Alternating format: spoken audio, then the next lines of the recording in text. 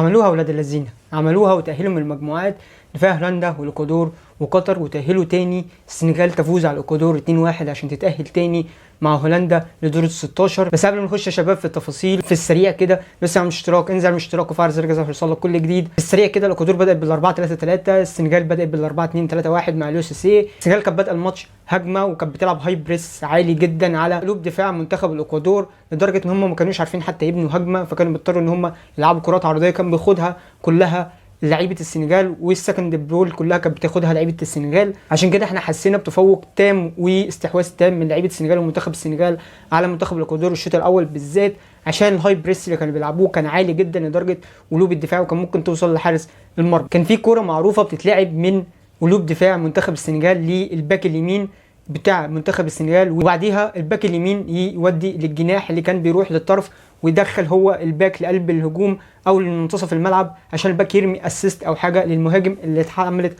مره واتنين، عشان السنغال في اول شوط بس تشوت على المرمى 10 كور مقابل 0 للاكوادور. والمشكله الاكتر والاضخم مع السنغال في النسخه دي من كاس العالم هي الفينش، وده مش مع السنغال بس، ده مع تونس ومع السعوديه ومع كذا منتخب عربي وافريقي، بس مع السنغال بالذات ان هو 10 كور تشوتهم في شوط واحد بس على منتخب الاكوادور ما جيبش منهم غير جون واحد. ده يبين لك قد ايه ان لعيبتك ولا بتعرف تفنش ولا في مهاجم فينشر زيه زي ماني. بس قدروا يطلعوا من الشوط الاول بنتيجه 1-0، مش اللي كانت 1-0 كانت المضمونه 100%، بس على الاقل كانوا جايبين جون يبين او ده نتيجه الاستحواذ التام من لعيبه ومنتخب السنغال واليو سي سي على مجريات الشوط الاول كله. عملوا خطوره قويه جدا في الشوط الاول بالذات، ضيعوا فرص الصراحه ما تضيعش لو كان في لعيبه خط الهجوم ولاعيبه نص الملعب بتاعه منتخب السنغال عندها الفينش او الحس التهديفي، كان ممكن تخلص الشوط الاول 2 أو 3 و4 كمان. لو فالنسيا مهاجم الاكوادور كان جات له الكور دي الناحيه الثانيه كان ممكن يخلصها 2 و3 الشوط الاول. نزل الشوط الثاني متراجعين، ليه متراجعين انا ما اعرفش، ليه اليوسي قال لهم يتراجعوا انا ما اعرفش.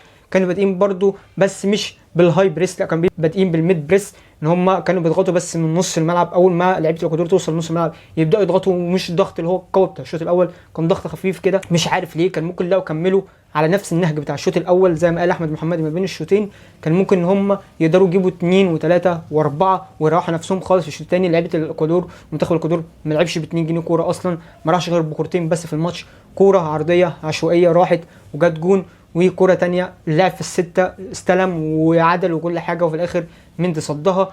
بس الناحيه الثانيه لعيبه السنغال تراجعت ليه مع بدايه الشوط الثاني ما اعرفش، فضلت تراجع لحد ما جه فيها الجون. حسن حظ المنتخب السنغال واليو سي سي ان الجون بتاع كولوبالي جه بسرعه بعديها بكام دقيقه على طول جابوا الجون الثاني، ما ادوش فرصه اصلا لمنتخب الاكوادور ولعيبه الاكوادور ان هم ياخدوا راحتهم او المدرب مثلا يفكر في حاجه ان هو يقدر يجيب الثاني عشان هو التعادل بس هو يقدر يكفيه، او ممكن يجيب الثاني مثلا عشان يريح نفسه. لا الجون جه على طول، وده من حسن حظ اليو سي سي ولاعيبه السنغال ان هم الجون الثاني بتاع كولوبالي جه بسرعه بعد الجون التعادل من لعيبه الاكوادور عشان يخلص الماتش بدري عشان الدنيا ما تتلخبطش مع منتخب السنغال، عشان هم فعلا يستحقوا ان هم يتاهلوا من المجموعات دي 3 ماتشات خرافيه حرفيا قدام قطر وقدام هولندا وقدام الاكوادور. ما لعبتش بس السنغال هي اللي ما ادتهاش فرصه ان هي تلعب، وقفوا اكتر شخص خطير عندهم سوبرمان زي ما بيقول المذيع اللي هو فالنسيا، وقفوا فالنسيا الفرقه كلها حرفيا وقفت، وقف الفرقه بتاعت الاكوادور كلها وقفت لما فالنسيا وقف. وبرده نرجع تاني نقول من حسن حظ منتخب السنغال واليو سي سي ان هو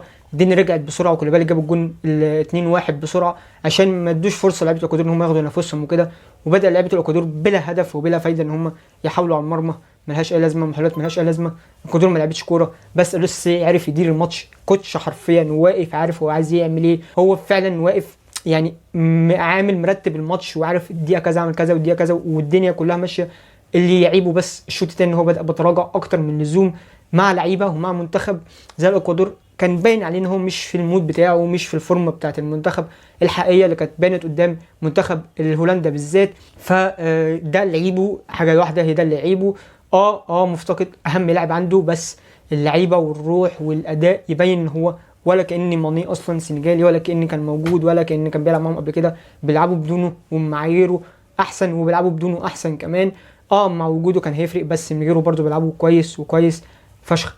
بس المشكله يا شباب ان اليو سي فعلا تراجع اكتر من اللزوم الشوط الثاني، بس قدر يعوض ان كولوبالي قدر يعوضه وقدر ان هو ما يخيبش ظنه ويجيب الجون الثاني بسرعه عشان الماتش يخلص، وده نتيجة فعلا الاجتهاد مدرب ولاعيبة لعبوا ورجالة لعبت وتأهلوا مع هولندا. ومبروك للمنتخب السنغالي مش من جوه بس مبروك للمنتخب السنغالي وجماهير السنغال. وبس يكون خلاص الفيديو بتاع النهارده، ما تنساش لو مش اشتراك انزل اعمل اشتراك وفعل زر الجرس عشان يوصلك كل جديد. سلام.